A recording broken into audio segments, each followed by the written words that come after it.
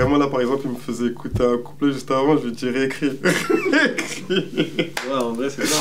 J'ai le qu'on va chez on peut te choquer ta mère et ça même si plus à gel. Pas mal. Galerie département, maison Margiela. Moi je suis content quand le comptable m'appelle, il me dit que la marge est là. Il faut que tu payes et ne me dis pas que t'as tout tu perds, sinon je t'envoie des choux.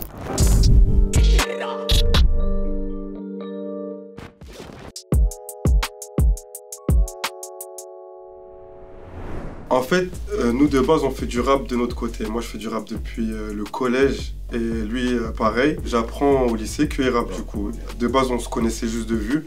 J'apprends qu'il rappe donc à partir de là on se dit bah on va commencer à rapper ensemble. On voit qui est plus fort que qui, c'est comment. Et de fil en aiguille on finit par faire un groupe tout simplement. À la base c'était une rencontre, c'était une petite guerre d'ego. Ah tu rappes, moi je rappe aussi. On est de deux villes collées. Ah c'est moi le plus fort, c'est toi le plus fort. Au-delà de ça, il y a une rencontre de refs, tu vois.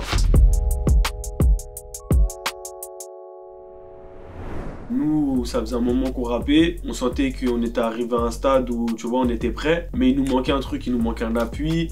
On vient du 9-5, ça veut dire dans le 9-5, à ce moment-là, il n'y a plus de gros artistes actifs. Ça veut dire que nous, on réfléchit artistiquement. On se demande qui a l'univers qui se rapproche le plus du nôtre. Et à ce moment-là, moi, je me rends compte que artistiquement, dans l'histoire, dans le truc, SCH, c'est le truc qui nous correspond le mieux.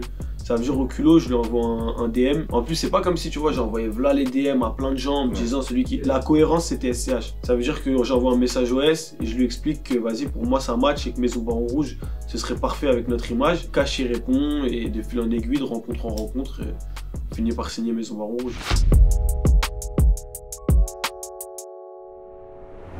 On est plus cadré, tu vois, on sait où on va. À l'époque, c'était freestyle, tu vois, on allait au studio, on faisait tout et n'importe quoi, c'était pas cadré. C'est professionnalisé. Exactement, c'est ça, tout simplement. Dans la DA, dans les choix artistiques, il nous épaule beaucoup, donc du coup, ça a été d'une grande aide. On fait ce qu'on veut quand même, mais lui, il est là pour nous conseiller quand même. Ça, j'aime bien, ça, j'aime un peu moins. Ça c'est bien, mais tu devrais faire ça comme ça. Et sinon, il nous laisse une liberté, tu vois. Il y a eu beaucoup d'attentes parce que on est dans un label Maison Baron Rouge. Aujourd'hui, c'est un sigle de qualité.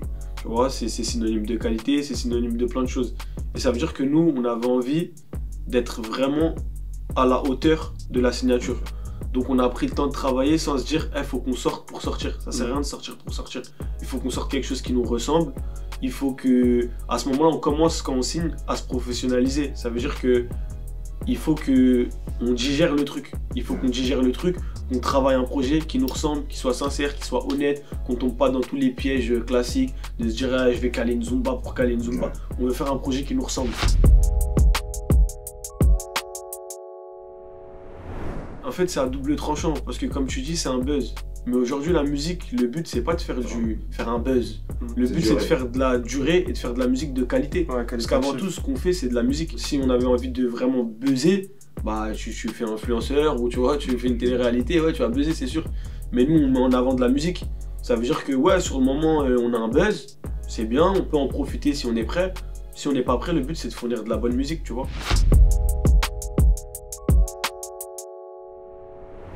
En fait, c'est difficile dans le sens où, malgré tout, les gens, et que ce soit les médias, le public, ils recherchent cette case-là. Parce que c'est difficile aujourd'hui d'arriver avec un profil complètement atypique et pas rentrer dans certains codes.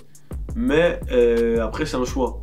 En tant qu'artiste, tu peux dire je recherche à tout prix à plaire au plus grand nombre et à répondre aux attentes des gens. Et dans ce cas-là, tu te mets dans une case et tu te dis ouais, voilà, moi je fais ça, je viens de tel milieu, je m'habille comme ça, je m'habille truc, je fais ci, je fais ça, mais c'est pas la réalité. Si tu veux être sincère, honnête, t'es comme t'es.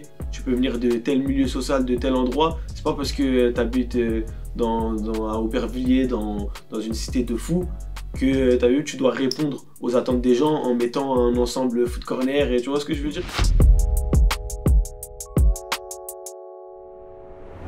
C'est bizarre parce que de base, quand tu vois l'époque des anciens, c'est Clara où il y avait beaucoup... Ouais. Et c'est vrai qu'il y a eu un gros moment creux. Il y a eu un gros moment creux. Je ne saurais même pas expliquer pourquoi. Bon après, si, en vérité, ça tourne. Tu vois ce que je veux dire? Ça tourne. Il y a eu un moment 9-5, il y a eu un moment 9-1. Voilà, ça tourne. C'est ça. Et après, il y a aussi une question de mentalité, d'étendue du département lui-même. Tu vois, dans un département qui va être plus compressé, bah forcément les connexions elles vont se faire plus facilement. Nous on vient d'un département où t'as Sarcelles, mais tu vois, t'as Argenteuil. C'est pas le même 9-5, c'est deux 9-5, rien à voir. C'est-à-dire que les connexions elles se font moins facilement, c'est peut-être pas forcément la même mentalité que dans le 93, dans le 92. Donc il y a plein de choses comme ça qui jouent.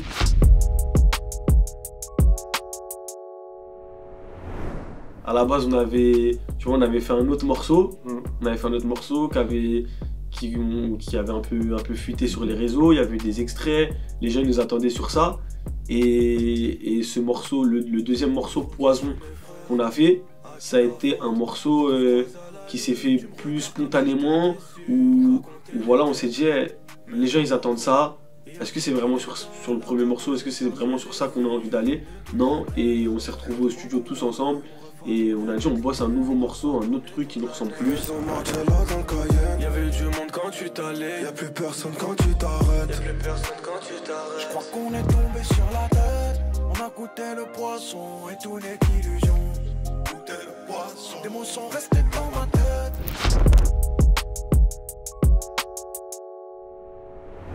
Les leaks, c'est révélateur d'une demande aussi. Ouais. Tu vois, ça veut dire que je pense que pour un artiste, c'est frustrant parce que c'est peut-être pas comme ça que tu avais envie de le sortir, mais d'un autre côté, c'est flatteur aussi parce que s'il y a du leak, c'est qu'il y a de l'attente, c'est que les gens ils veulent, tu vois. Si c'est un leak et qu'il y a personne qui le sait, bah, au final, c'est même pas un leak. C'est la vérité. C'est moi le DA. C'est moi le DA. Carrément là par exemple il me faisait écouter un couplet juste avant, je lui dis réécris. Ouais en vrai c'est ça.